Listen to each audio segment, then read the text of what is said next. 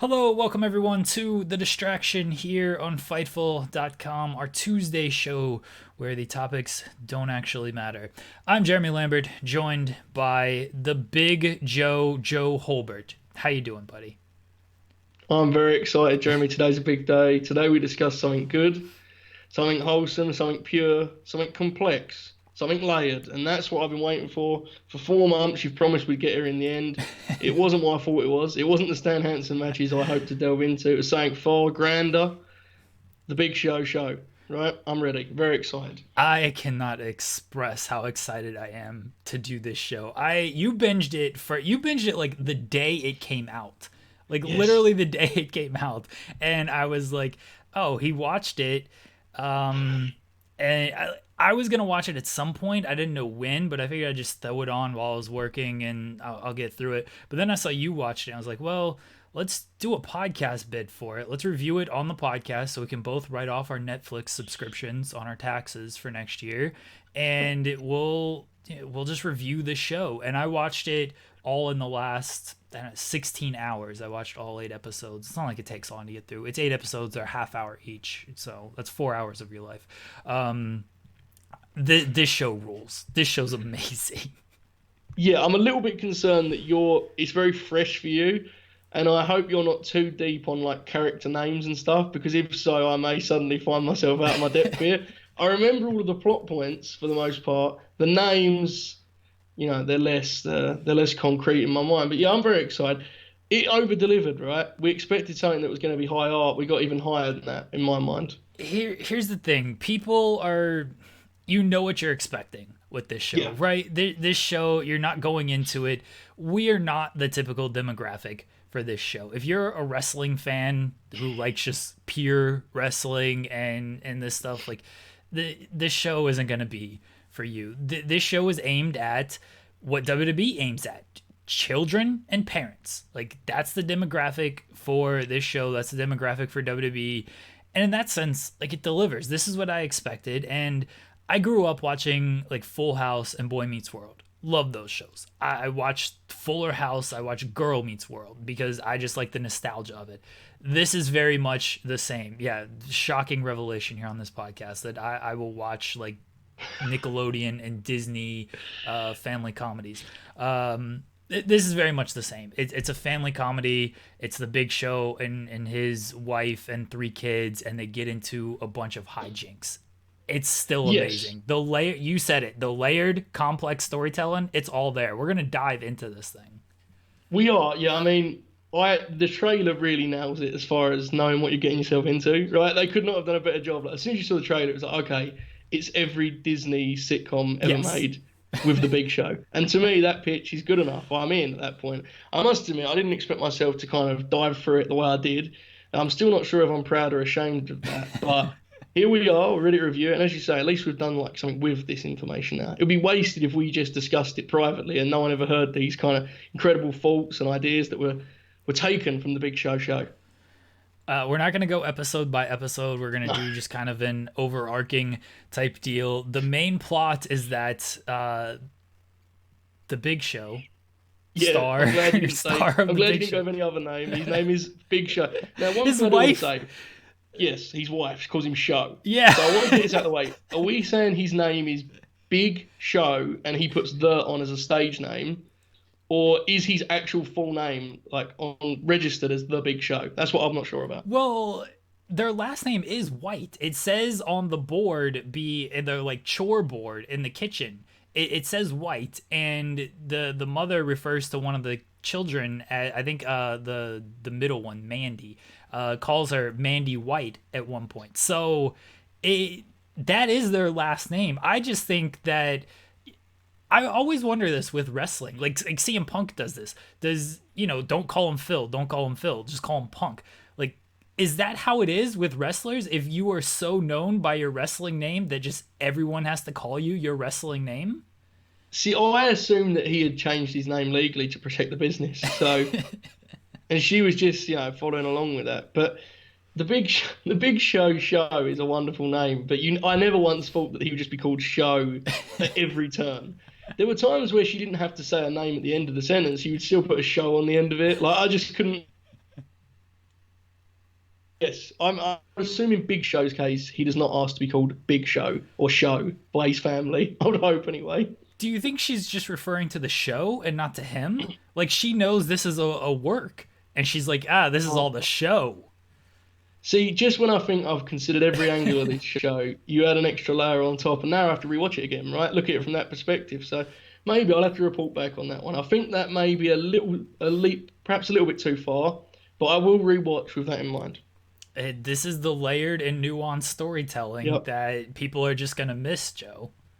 It is. I mean, I think we're going to open our eyes here because I know you have some ideas and some theories, but I really think people have misunderstood what the end kind of message of the show is, and I can't wait to dive into that. Well, the overall theme of the show is essentially a wrestler's struggle after retiring. That's what this is. We see him go to career day with his daughter, and you know, you got these doctors and firemen and stuff, and here comes the Big Show with he's a wrestler, but he's retired and he can't figure out what to do. He's trying to take his wife on a cruise. He's trying to do cooking. He thinks about getting back into wrestling. Like he's a confused man, Joe. He is, and this is where it gets complex because, as you know, Jeremy, anyone that's watched, I'm going to go into spoilers now, folks. I'm sorry, but I have to discuss the show in the kind of detail this it whole deserves. look. If you haven't watched this show, we're going to spoil a lot of stuff. So Yes. Go watch the show and then listen to our review. Or if you don't care enough to watch the show, just listen to our review. So a string of events that Big Show is not expecting leads to him returning to the ring for like a charity event, right? Yes. And he gets that buzz. He gets that feeling, Jeremy, with experiences at a top tag team in the industry. He's feeling the people, right? Even though there's like 20 people in the gymnasium, it means something to Show. And he decides he's coming back for another run. This is where most people took one thing from the show and I took another, because apparently people took this as he eventually decides his family is more important than professional wrestling. Now, I'm going to let you speak on this, Jeremy. I did not get that at all, but please take the floor. I didn't get that. I mean, he returned for a WrestleMania match. So I think what this comes down to is, look, Big Show is thrown a curveball in this show. Yep. His daughter comes back from Minnesota, so she's essentially a new addition to the family because she's been away. His wife gets fired. She doesn't have a job. Big Show's got to make some money here. So what he does is he's got to come back and get some certain paydays. And that's what brings us to one of the most relevant topics in all the sport, and especially professional wrestling, Jeremy: head trauma and concussions. And this is where I want to kind of open up on this line a little bit. So we see Big Show preparing for his return by sitting in the middle of a performance center ring and allowing his friend to hit him over the head with a steel chair. Now, I want to make this clear. I'm not making up, Jeremy. That's actually what happened, is it not? Yes. Okay. And then what happens is Big Show is not prepared for the chair shot as he should be. He takes it on the head. He's out cold. And he's, I assume, concussed. Because at this point, he goes into some form of dream where he's imagining things and he's seeing what would happen if he was not there. Correct? This is what happens. This is what happens on the show. And then what he does is he no-shows Friday Night SmackDown to the degree where on the television they say, up next, the Big Show returns, and he's actually in his own house. Well, is it the Big Show returning? Because not Michael Cole. I don't know what happened to Michael Cole, by the way. That's another mystery we need to investigate. Michael Cole and Corey Graves are not the announcers for SmackDown. They use the SmackDown logo and everything, but it's not Michael Cole. So he talks about, returning legend, all this stuff, but he never says the name. Big Show comes down the stairs, and he's the one that says Big Show. Is it a tease of, do they have somebody else? Is the Undertaker is actually the guy who's returning?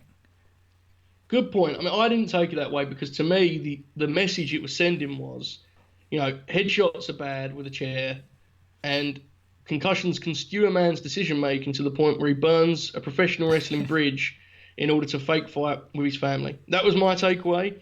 I thought it was a really kind of a touching one with the concussions and such. So perhaps, you may be right. Maybe it was The Undertaker. But that was my takeaway, Jeremy. I just thought, wow, he actually burned a bridge with Vince purely because of what he saw in his dreams while concussed. What a tragic tale this was.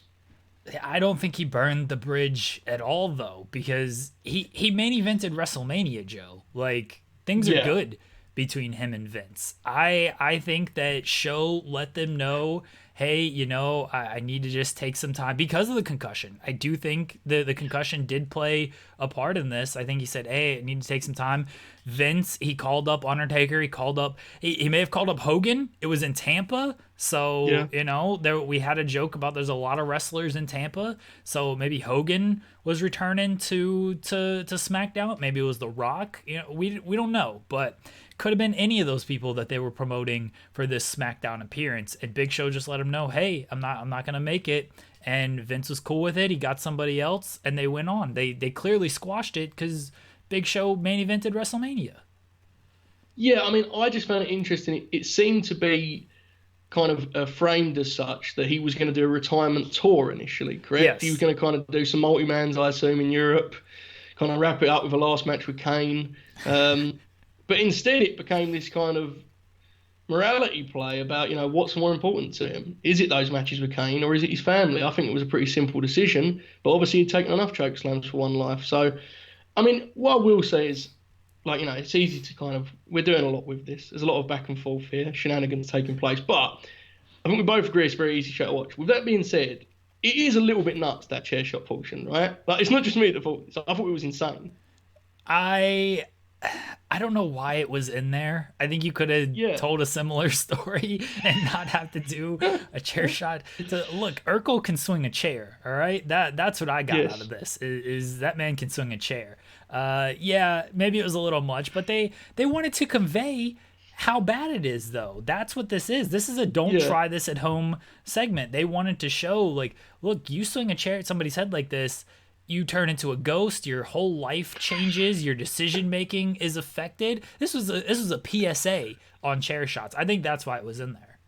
I'm not even as much questioning the chair shot. I'm more questioning the way it was positioned, that is just general training for a WWE comeback, and the way that Big Show was prepared to tense himself to take one from an untrained friend of his. But yeah, I mean, I agree with you. Sometimes the details are not important when you're dealing with stories like this. When you're dealing with stories that are going to go down in history, it's more kind of broad strokes, right? And that's what this was. There was a message in there, and you can choose to analyse it, but I'm not going to do that anymore, Jeremy. The message was strong, certainly.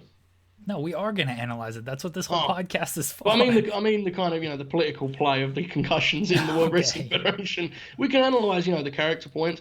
I did want to say the youngest daughter, JJ, correct? Yes. JJ? Yeah. I believe she's the only one seen wearing a wrestling shirt, and she's wearing a Bailey shirt, which I personally thought to be a disgraceful kind of betrayal of the wrestling industry and a total just disrespect. So I have to assume it was filmed before the last 6 months. That's just me. Bailey is a role model. I don't understand why you're upset about this. I mean, I think, I just think when Big Show should know, he's done enough heel and babyface switches to know that heels should not have T-shirts worn by young children on Netflix programs, okay? So I'm going to just let them off and assume it was a filming thing. Well, but I did want to make a note of it. Well, Joe, you saw the end of the show. The little show, JJ, she came out. She had her own theme music, which was amazing, by the way. The fact that she sang this theme music was awesome. She came out and she turned on the Big Show. She turned on him, she jumped on his back, slapped him on the head, which I don't know, that could have been dangerous. That's a dangerous spot. Open hand strikes to the head after a man suffers a concussion like that. And she's, Show is like, what are you doing? And she's like, it's a heel turn. Don't you know about that? A little nod and wink. I thought that was great. So I think it's okay that she was wearing the Bailey shirt because it was foreshadowing, Joe. This is just classic foreshadowing here. She's wearing the Bailey shirt. You're thinking, oh, she's a Bailey fan. Good Bailey fan. Nope. Turns heel at the very end of the show. So are you saying that, on the cutting room floor, there was kind of an element to her character that she was smartened up to the business that we missed? Like there was a portion of the show that was cut where she's like grading the matches on SmackDown every week, and Paul's trying. Sorry, not Paul. Show is trying to explain the psychology of the industry to her. Maybe that would have been. Maybe there's a version of this show that's 40 minutes an episode, and we missed out on a lot of this stuff. But yeah, you're right. That was a nice layer as well there. What was your? I know we didn't want to go episode by episode. But was your favorite episode the cameo filled Mick Foley, Rikishi, Mark Henry situation? That was mine personally. So, so Big Show takes his wife on a cruise for their anniversary, and it's a WWE cruise. It's not the Jericho cruise. It's a WWE cruise, and yeah, we get cameos by Mark Henry, Rikishi, and Mick Foley. I thought this was good. I mean, none of them are good actors, but they played themselves. It was fun. It was fine. I do agree with Big Show said on Austin's show that I never remember the name of on the network that he was like Mark Henry should be a character on the show, and I actually think that may be true. Now I don't know if the second season is coming. I have no scoops in that regard, Jeremy. I Oh, must say. Big Show says they're doing a second season. This Oh hasn't been wow. confirmed, but Oh, he sounds very optimistic that they're okay. doing a second season. He wants to get more WWE people in it. He says he's got a verbal commitment from Austin to be on the show. I don't know how legally binding that is, but he says that's what he's got. So if they do a second season, we could be seeing more WWE superstars. So I have a few questions from that. Firstly, do you believe Austin when he said on the network show that he's very excited and cannot wait to watch the show? Do you believe he's watched any of it? Yes, I believe Austin has watched every episode, honestly. I would love to see a watch along series with Steve Austin watching that show. What? Okay, here's a deal that maybe you may understand better than me. Rikishi, like, am I missing something? Oh, that was an odd one. Mark Henry and Mick Foley are part of like the kind of they turn up at every random WWE thing. I feel like I haven't seen Rikishi in a long time, but here he was, right? He was right in the thick of things on the Big Show. That caught me a little bit off guard. I mean, I knew he was there because of the trailer, but I'm saying, generally speaking, I did not expect the Big Show to making a cameo on the show. I mean, Rikishi, he's always at the conventions. You couldn't just go like full on WWE stars. You gotta WWE. If they ran a cruise, wouldn't they be like, yeah, bring on Rikishi? Yes, Yeah, 100%. Yeah, you're right. He would actually be the first person signed up for that thing, wouldn't he? yeah. I mean, it was interesting that here we go. Let's credit some of the kind of we talk about the layers, Jeremy, but just going against their expectations, right? Subverting them. Like, he books this cruise for their anniversary, and you're sitting there thinking, "Oh, Show's going to do it again. He's going to ruin things." But in truth, he really has good intentions, right? Like his wife's just very busy that day, so instead he plays with Mark Henry and the gang. So I thought that was an interesting little swerve, so to Yeah, speak. But they tried to make him out to be the heel of, yes, oh, you shouldn't have taken your wife on a work cruise for this anniversary. And it's like, I didn't see this man working at all. It looked like he was trying to have a good time. She was the one working the whole time. yeah, I was a bit confused that because when I was watching the episode, I thought that was what they were going for. Like he has changed, and he didn't actually mean it to be this way. But the wrap up of the episode was still like, oh, what a dum dum taking her on this cruise. I was like, I didn't do anything wrong. What are you talking about? He just stayed in his hotel room all day. So yeah, I agree with you. That's maybe, I don't want to pick holes in it, Jeremy, but I'm going to say that was a criticism actually I had of the show. I thought that was a little weak there the way they wrapped that one up. I like that the Big Show. So his daughter's threw a party while they're away, and the Big Show has Yes. a hidden camera in his title belt. And now I'll never look at these title belts the same because I'm just always gonna think there's a. They called them belts, by the way. Big Show explicitly says I need a big belt to hold up my big pants. So it's a belt, ladies and gentlemen. Vince probably watched this and just turned it off immediately. Like, I'm not having Wow. this. But do you think there's hidden cameras in these title belts now? Like, I'm now worried that, when you see these trophy cases in all these wrestlers' houses with all their title belts, there's going to be a hidden camera in one of those. That would be all time stuff. If at some point in WWE history they started planting cameras in these belts to like track what the guys are up to, we would have heard about it at least like 2 months after they started doing it. Something awful would have happened, some kind of scandal uncovered. But how did you feel? I mean, it was very interesting to me that with all of his belts as possible, like, accessories, the only one he opted to leave behind was that title, right? The undisputed WWE title. I mean, it shows a lot of respect for the ECW brand with that decision, I felt. That's what I thought as well. I was like, wait, why are Yeah, you leaving this one? Maybe it's because that's like his most pride, because that's the one he wears when he makes the, oh, I need a belt to hold up my pants comment. true. Like, maybe that's his most prized one. And so the daughters, when they're throwing the party, they weren't going to mess with that. They're like, oh, Show left the belt right there. We're not putting, if it's the ECW title, they're like, let's just move this. Like, let's throw it elsewhere. If it's a tag team title, they're like, we can just throw this into the pile. But the undisputed title, they're like, oh, if that's where he left it, we can't mess with it. That's where it's got to be. So the three daughters, was there a favourite angle of theirs for you, and why was it the Taylor Swift one? I'll just let you go with that. I'll let you go, because that was, as soon as I saw it, I was like, I'm not going to say anything to Jeremy. I'm just going to let him enjoy this for himself. Real quickly on the cameras in the belts, Chris Jericho should have done this, and that stolen AEW title would have been solved much quicker. It would have, yeah. When they had the Taylor Swift, so they have a kid who's in the little one's, or the middle child's class, and they're running for class president. And his name is Taylor Swift. He's a boy. His name is Taylor Swift. Look, when this kid got up there and started quoting songs as part of his campaign speech, I literally thought his character was just going to be, he's going to quote a song every time he speaks. And I was so excited for this. And they didn't bring the bit back until the we are never, ever getting back together thing.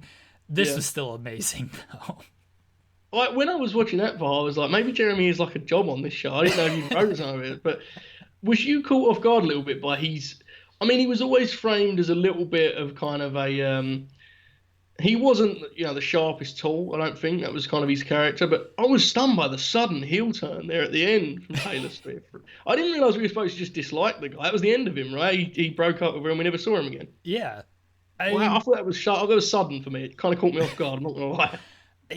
He's the most important character on the show, so you gotta build it for season 2. Anticipate the return on season 2 when he comes back. And then this was his Taylor Swift kind of red phase. So the first album, I think Fearless was actually the second album. So this was the Taylor Swift Fearless kind of phase, where kind of young, doesn't quite understand what's going on right now, kind of playing a little, like trying to appease everybody. We're Never Getting Back Together was on the Red album. So I think that, at the end we saw the Red album. He's coming back in season 2. We're getting Reputation Taylor Swift right here. All this stuff is going over your head. I know it. We're getting Reputation Taylor Swift in season 2. I'm excited. It sounded good, and I assume that would entail him, like, he comes back with a whole campaign, right? And he can pick holes in everything that the Big Show's daughter, that's name I've totally forgotten, everything that she suggests, he can pick holes in it. He's just way ahead of the game. That would be kind of cutting edge. I'm on your side on this. Perhaps we should start just pitching ideas for season 2 right now. I think that's the first one. Mark Henry as a co-star is kind of Big Show suggestion, but we'll claim it for the sake of the podcast. Who else are we bringing in from WWE to do guest spots? Austin's got a verbal commitment. Who else can we get on this show? Kane has to appear on the show. Like, Kane is, I think, has the best chance of being an actual good actor, I would suggest, because he pulled off some spectacular feats as Kane in WWE. Now, that doesn't mean a lot in real acting. It still looks very, very different. Trust me and you know after watching this show. But Kane was legit good at delivering lines. And when he did the corporate Kane shtick, he was like a totally different... I think something in which Kane... we see both Mask Kane and normal human Mayor Kane would be tremendous television. I think he can... They did a teleportation angle at one point. And I'm trying to recall... They did. I'm trying to recall. They did a dead angle where he was a ghost, but... Yes, yeah. When they cleaned up the party, wasn't it? Didn't he snap his fingers or something, and then everything just disappeared? Yeah, it was the Firefly Funhouse tribute. No, I think it was that she clicked her fingers and everyone appeared at the party. Yes, that. Yeah. The oldest daughter, Lola. Yeah, it's kind of a dead party, and she's like, just wait, and she snaps her fingers, and then the party is hopping after that. So, it was maybe the Big Show's house is the Firefly Funhouse. Now that you've mentioned this, I think we're not shooting nearly high enough. Kane's cool and all, but why can't The Undertaker be on the show, right? Sure. Taker does everything now. He does Instagram lives. He does the shoot interviews. Netflix kids show. That's next in line. If you ask me, I'm in on that. That could be tremendous. We can get The Undertaker and Kane there. So we got Foley, Austin. Is The Rock too big for this? Yes. Yeah, definitely. He might be able to do a satellite segment though. Something where Big Show's talking to him on Zoom or something like that, and the kids come over, they wave at Dwayne, He mentions AEW and gives you 10 headlines to write. But yeah, he's too big for an actual role, I think, definitely. The Rock, I mean, his oldest daughter is in WWE. Does he have any like younger children to where he might want to like do something like this and be like, see, I mean, The Rock can just go to Disney or whatever and be like, hey, I want to play the Tooth Fairy again because my kids like it, and then they'll let him do Tooth Fairy too. So maybe he doesn't need to do like a TV kids show to appease his young children. But if he wanted to, we got the show for him. Yeah, I mean, I understand what you're saying, and I'm sure he does think highly of Big Show, but he definitely has kind of grander options in the kids region as far as genre, where I'm not sure his first call would be, "Hey Show, can I jump on your television show that recently featured Rikishi?" So look, maybe you're right. The Rock, I think The Rock owes the Big Show one because Rikishi nearly killed him, right? No, he killed Austin. He killed Austin for The Rock. For The Rock, that's right, yeah. Yes. I think I have a hot take on that, Jeremy. Can you bring me back to Rikishi once you're done with this talking point, please? Sure. As far as The Rock goes, Big Show made a cameo on The Rock's SNL the first time he hosted SNL. The least The Rock can do is return the favor and show up on the Big Show show. When you put it that way, maybe it's a lot. Maybe it's really dumb. Maybe Big Show's keeping it. He's using Austin as like the smoke screen. Everyone tunes in expecting Austin, you actually get The Rock. So Rikishi, is it widely considered to be like one of the worst angle reveals of all time? That Rikishi was, in fact, the man that had run over Stone Cold? I assume it is, right? I'm pretty sure people hate that. Yes. I am going to tell you, Jeremy, that I watched Survivor Series 2000 this week, or last week, whenever it was. And I am going to now say that not only was it the correct decision, Triple H should never have been involved, and we should have just gone all in on Rikishi as a homicidal destroyer. I have no idea why this man was ever a comedy babyface. Rikishi was actually good. Did you know this, Jeremy? Because it was news to me. He's a good dancer. Wow. Very dismissive of the Rikishi talk. Look, here's what I'm going to say. I'm not going to do a whole show on the Rikishi thing. Rikishi may have been actually good, and I think we maybe need to start a Twitter campaign about this. And it started for me with the Big Show show because I've now got another hot take, Jeremy. Did he have the best delivery out of the three wrestling co-stars?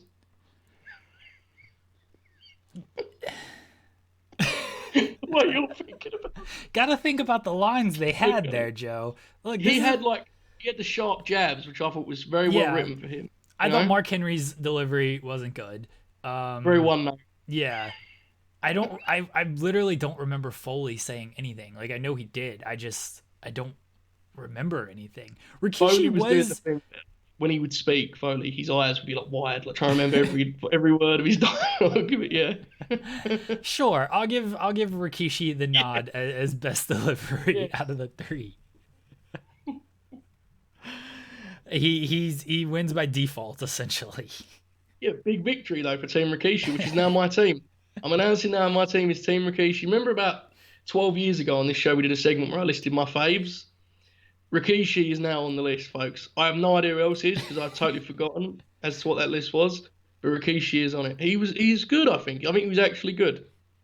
Can they get any current WWE stars? Like we're listing these past guys. Like Otis would be fun. Oh, Otis would be good. Yeah.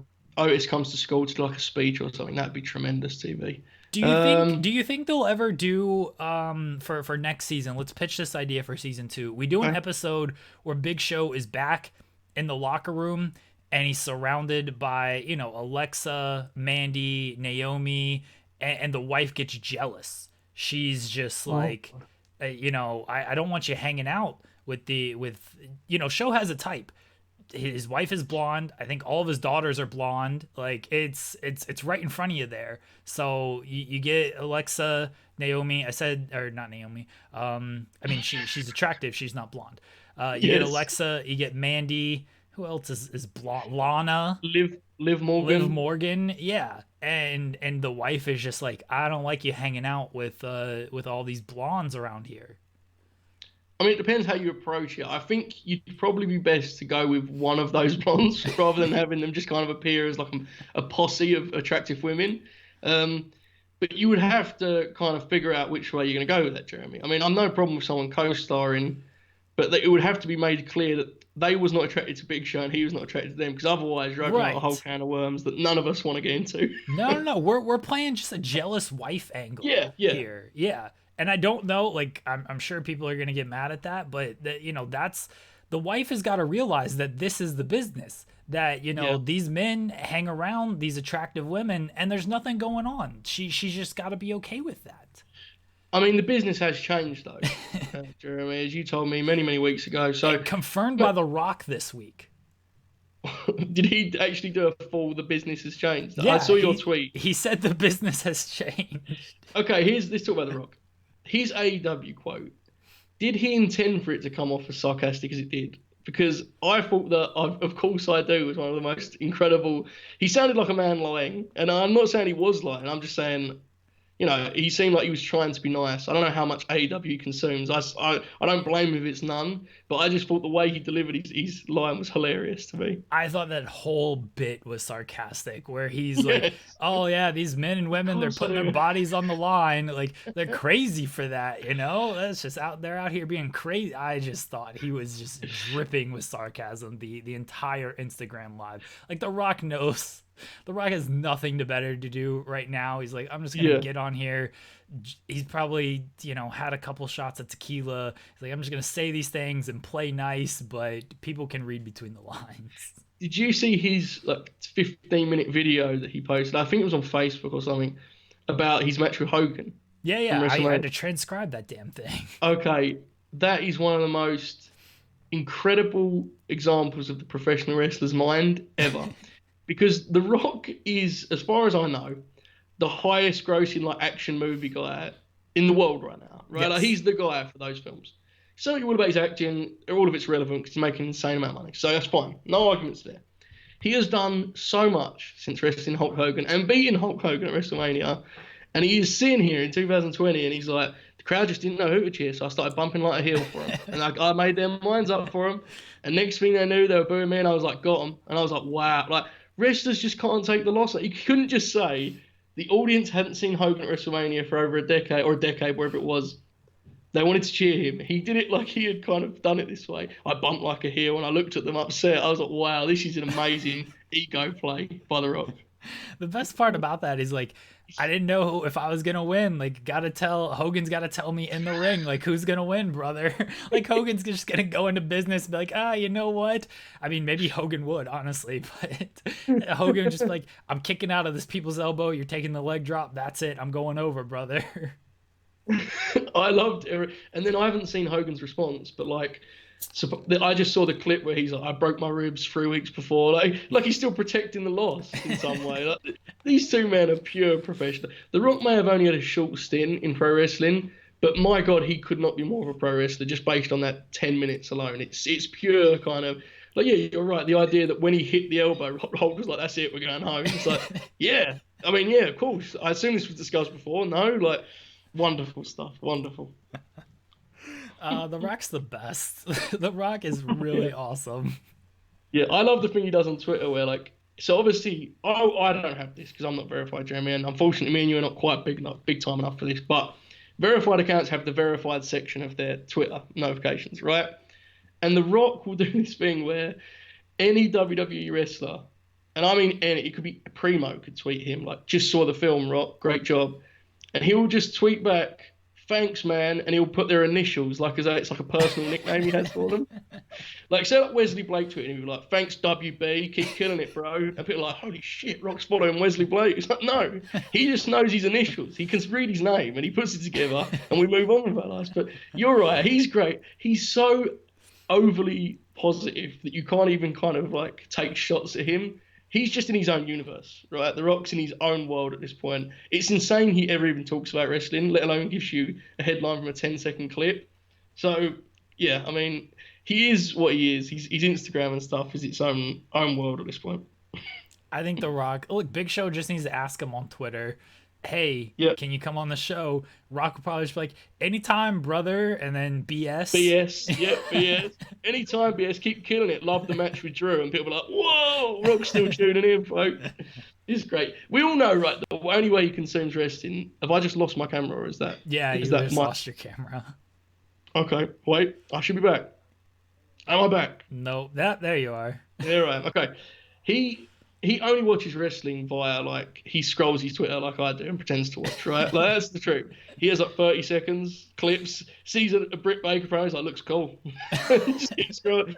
I loved when he put over NWA Power and people were like, man, they got a fan there. It's like he's tuning in for every week, Tuesday, 6:05. He's great. I love The Rock. The Rock's like the only viewer of NWA Power by the end of it, because it just people just weren't watching that show, Joe. It's just me and Rock in a group chat going back and forth about Nick Aldis promos. I do remember when we put over Power and he put over that Shayna Baszler tweet, like Shayna Baszler just when they announced the empty arena stuff, and Shayna Baszler's like, good, I'm glad it's an empty arena because now there's no fans to like, I want silence when I snap your arm and stuff. And Rock's like, great tweet, this is a money tweet. And then he's like, great job, excited for your match at WrestleMania. People are like, oh man, The Rock's putting over Shayna Baszler's tweet. You think The Rock like knows who Shayna Baszler? Do you think The Rock knows Shayna Baszler is a cage fighter? No, I mean he knows. This is what makes me interested about The Rock. He's like, and by the way, I don't doubt that he loves pro wrestling. Like the concept of pro wrestling, I think he legitimately loves. And if you show him a clip of a promo, I'm sure he'll enjoy that clip. But I just love how many narratives they born from his tweets, right? Like, man, this Becky Baszler feud must be getting over, right? The Rock just tweeted about it. It's like, sure, yeah, if you say so, man, whatever. Imagine if The Rock like did have that kind of power. Like if The Rock did say, oh, this Becky Shayna feud is money right here, and people like actually listened and to like flock to this. Like we put The Rock on a pedestal, and we write a headline every time he says something or whatever. Like he is this giant star. But in the end, like The Rock isn't like conducting the business of what people actually care about. Like AEW is not doing a million viewers tomorrow because The Rock says he watches AEW. Don't speak too soon. I mean, you never do know with these things, but yeah, I'm with you. A more interesting thought to me is like, imagine he is watching everything.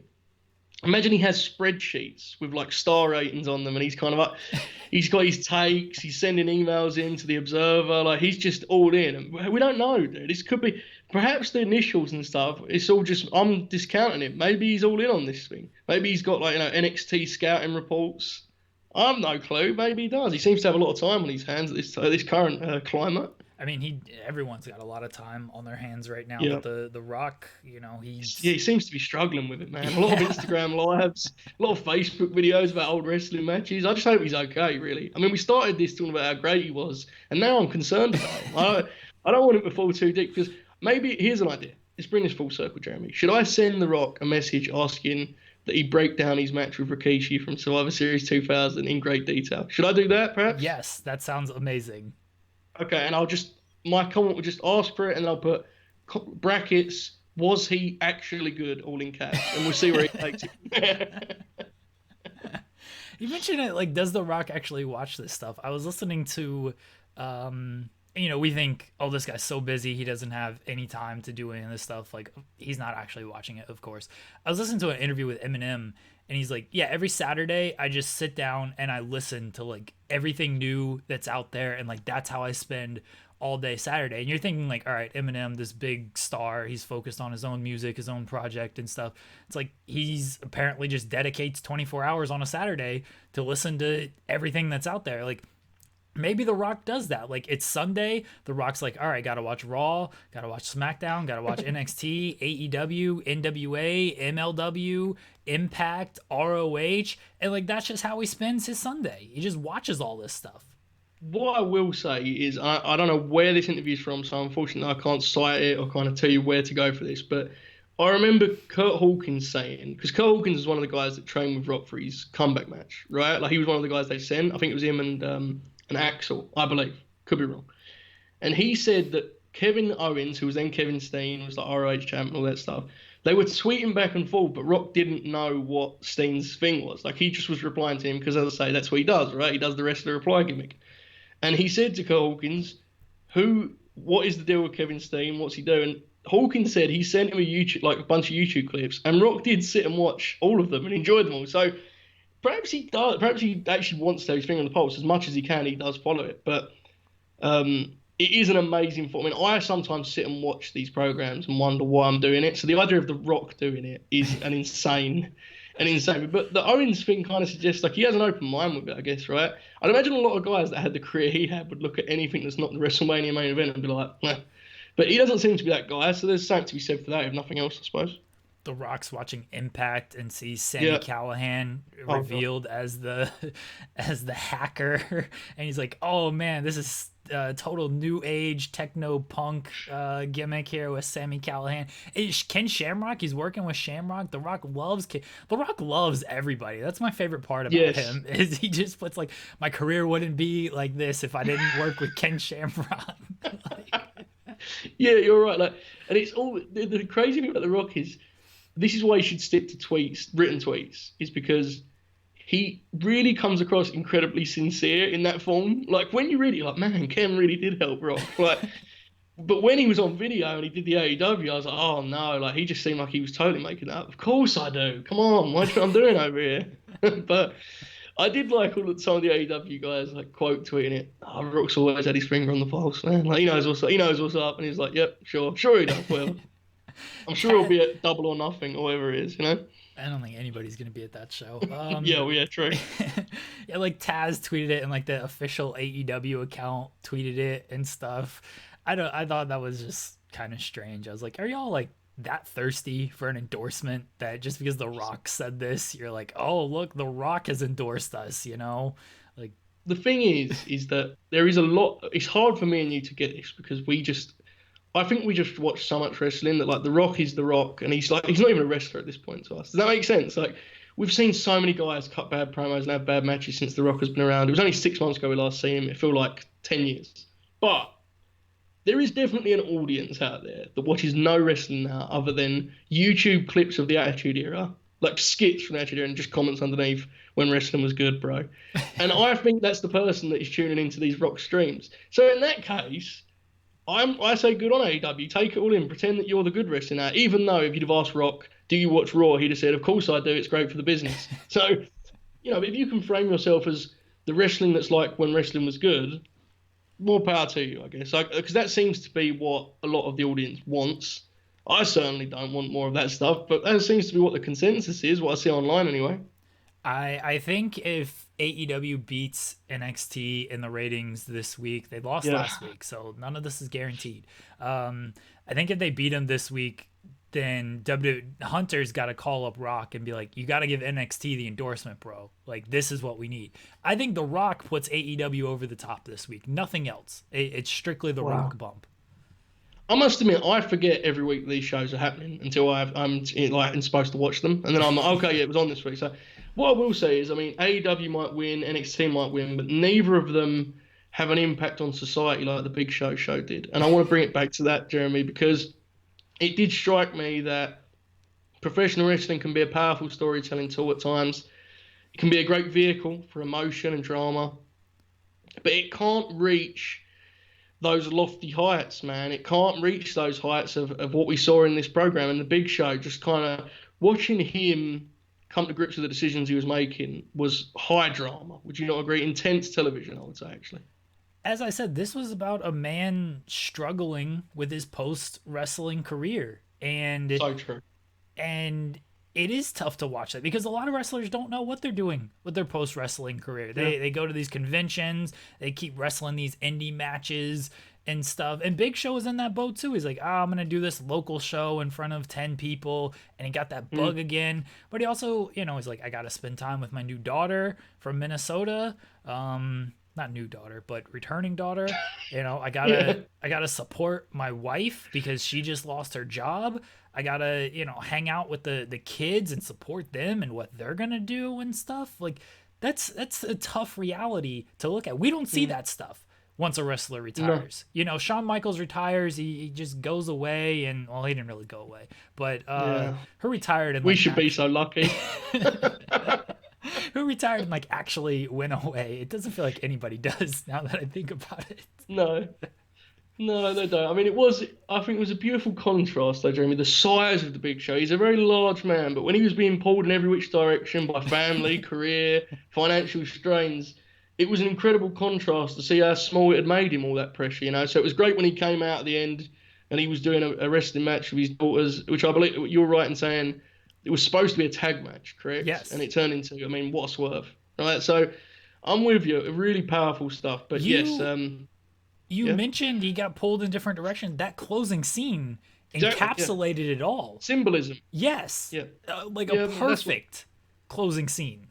I do think there's a good chance that in like 2040 they're going to be breaking this down in English classes, right? Talking about motifs and the symbolic nature of it, and kind of that contrast I just touched on there. I think will be something they cover. I assume they should take it from me, but yeah, in all seriousness, this show is exactly what we expect it to be, and it was fun, right? Good for Big Show. Big Show comes across. I don't know. I mean, you may have a different experience with this because you actually have to transcribe some of his stuff, I assume. But I always think he comes across better than 99% of wrestlers in interviews. So good for him. He's landed on his feet, and he can come back for the odd WWE title match after every WrestleMania moving forward. Look, I'd much rather watch this show than Raw every week. Like I'm not even just even on length. kidding. It is like 2.5 hours shorter. That's got to be the main reason. 3 hours of this program, like as one episode, would be an incredible challenge. Yeah, no. Like, but I binged it. Like I binged it for like 3 hours straight. So like that wasn't an issue. It's not that. It's just I'd much rather tune into this than I think our gimmick is now like we shouldn't even review wrestling. We should just review wrestlers doing movies and stuff. I mean, I didn't know we did review wrestling, so I mean, sure. I've been waiting for you to come up with a new gimmick for us because I keep coming on here thinking I have no clue what we're talking about. I mean, I was watching Raw, and again, that's not something we cover on today's show, but I was just sitting there thinking, I don't even know how we're going to discuss these things. Not because it's bad, not because it's good. It's just empty arena wrestling. So I'm all for this pivot. I must admit, I'm a little bit scared of some of the directions I think you're going to take me on this because I know that you've been very kind of bold on like the Hogan movies were actually good. I'm pretty sure you did that, right? So, Mr. Nanny was good. that was the one you mentioned. Yeah, Yeah. I've seen Mr. Nanny before. I have no intention of watching it again for a review for a podcast, but I'll do it if we have to. I mean, it's better than breaking down a 25-minute Apollo Crews match. Bless him, like in an empty arena. There's not a lot there, right? Not a lot to talk about. See, I want to do like the newer stuff, like even like the WWE filmed, produced, and that's kind of where I'm going with this. They have this movie, the main event on Netflix. Yeah. Would you be willing to watch this? Yes, I'm going to watch that at some point anyway because it just looks ridiculous and it looks like something ridiculous. We can do that definitely. Okay. All of the WWE studio films, I think there'll be enough humor in to get me home on them. I've seen the one where Kane and Dolph Ziggler are trying to stop a big bomb. So if you want to catch up with me on that. Isn't that one of the Marines? No, it's like his own thing altogether, Jeremy. Don't disrespect it like that. Right. It's his own thing. Kane is like his boss. But Dolph has kind of a dark backstory that they delve into at some juncture. I'd have to rewatch it if we're going to do a podcast. I don't want to spoil anything, But yeah, I've seen that. I don't think I've seen one of Miz's films. So we should watch the one with Miz and Paige. I think it's called like Santa's Little Helper or something. Oh, what's the one with Shawn Michaels and Becky Lynch? That's one of the Marines. Okay. Yeah, that's like Marine 6 or something. Does anything terrible happen to Shawn Michaels' character in that film? I've never seen. Literally, the only Marine I've seen was the first one with John Cena. I've not seen any other. Yeah, same. In fact, I may have seen the film that Ambrose did. Now that I think about it, I've seen some of the Ambrose one, but like yeah, Joey Janela, you just couldn't finish it. Yeah, yes. I'm in on this idea, Jeremy. But you have got to kind of. We're gonna have to negotiate this a little bit. I don't know if I want to do it on air, but this will mean that NXT is officially taken off my list of things that I watch / cover on this program. Okay, I'm just making that clear now. Happy to do a trade in that case. Does NXT still exist? Is that still a thing? No, it doesn't. They have a UK one that runs locally around me, but none of us watch it. So you can just pretend it doesn't happen, and your life's a lot easier in that case. Just when they come up, you can judge them purely on the merit of their 3-minute matches with Nia Jax. You have no emotional attachment. It's wonderful. I recommend it to everyone that watches this show. we're gonna review the main event. That's one I want to watch Yep. because it looks kind of absurd. And Yeah. yeah, I mean that's one where it's like wrestling based too. So it's not Yeah. just like, oh, here's the Miz as this big action star. Like this is like, actually, here's Otis being Otis, and as this kid puts on a mask. This movie looks amazing. We're gonna review this at some point. Yes. On Thursday, I don't know. We're gonna talk about actual dumb wrestling, not the Big Show. It's all downhill from here, folks. If you tuned into this show, this is peak until we review the main event. Yeah, I mean, wrestling at this point is. It was one thing when we could do the whole, like, we're going towards WrestleMania. There's like an end game in sight, and now it is just, here we are, folks. We are just doing the WWE's calendar from an empty performance center. And then obviously, when you add in all of the other stuff that makes it feel even worse that you're watching it, it makes it much more brutal. But yeah, I mean, we'll just try to discuss some of it, right? We can get some topics out of it, I'm sure. We can talk about.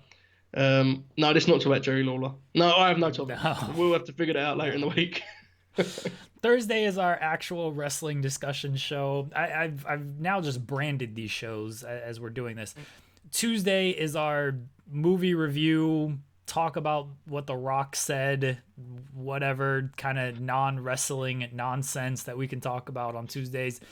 Weekend shows, we will be bringing them back. We will start doing a Saturday show, and we have a fun bit. I don't want to review too many details for that because it's such a complex and layered and nuanced bit that other people are going to steal it. And it actually is a really cool idea that we're putting together. Joe's doing all the work. I'm just telling him he's doing a good job. I'm just positive support for him. But it is. Yeah, I mean, it will be on every podcast by the time this month's done. So just enjoy it when we do it, right? That's all we can say at this point. Exactly. So I don't want to spoil anything because everybody's going to steal it from us. Look, we already know WWE's counter-programming against us. Woj is counter-programming against us. There's a lot of counter-programming going on. So we can't give away all of our secrets on air because people are just going to start stealing stuff from us like they've already been doing. Yeah, it's tough for us. We're the little guy. We're always punching up. But we'll get there in the end. We'll get to a place where we can run empty arena shows, and we'll get there. I'm certain of it, Jeremy. We just need to keep at it with our real sports style presentation, like reviewing the Big Show, and we will be fine. Get some statistics involved though for the next film. Yeah, we'll do some kind of breakdown on the budget, the gross on Netflix. No, we'll advance this. Trust me, Jeremy. Just follow me on this, okay? We'll figure it out. We'll get there. Okay. We'll get there. We're not doing statistics on the main event. How many times Sheamus uses his brogue kick on the show? But can you gross on Netflix? How many streams it had? No, you can't. Yeah. No. It's total mystery. That's why I thought we could spend like at least 30 minutes on the show just estimating what we would do at box office. Look, Big Show was like number 3 on Netflix. It was in the top 10. I'm sure Tiger King was number 1. So is that, and I genuinely don't know this, but is it common that any new show jumps into the top group, or is that an actual achievement? Because I didn't know. All the wrestlers were tweeting about it, and I didn't know if it was like really impressive or just kind of standard. It's sort of common when new stuff, but for something like this, like I wouldn't think people would be seeking this out as like, oh, this was good enough to jump into the top 10, even if it is like a first week thing. By the way, on your Netflix, was it like advertised? How? Or did you have to search for it? No, it was advertised up top, but Netflix like curates a lot of stuff, and because I have watched like Fuller House and Girl Meets World, it probably it's like a 98% match for me. So it knew it knew me. My Netflix account knew like, hey, you want to watch this, and it was correct. Mine had no idea the show existed. I had to type in the whole name for it to just appear. I was like, okay, got it. I found it. I thought it was not going to be available for me at one point. I was very scared, but it was. And boy, am I thankful, right? Because it led us to this discussion about Rikishi and The Rock. And I think we covered the Big Show too. I'm pretty sure we did at some point in this hour. So yes, I'm glad we got there. Film time. It's going to be very exciting. And if you want more film reviews, pitch us some ideas on what to review, because we'll watch it, whatever. We don't have anything better to do right now. No, there's no features anyway, so you can actually tell me basically anything. I will attempt to watch it, and if I don't watch it, I'll pretend to, if nothing else. So yeah, I'm all in. Send me any suggestions. I'm desperate at this point.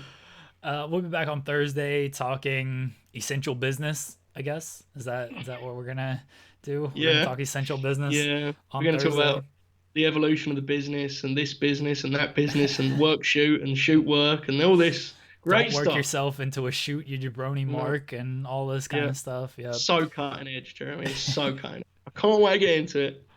And then if it's not this weekend, hopefully next weekend we will unveil our little thing that we've been trying to put together here. Some real sports WWE for everyone. You can follow Joe on Twitter at Joe Hulbert 5. I don't know what he's tweeting about, not wrestling, just bantering about.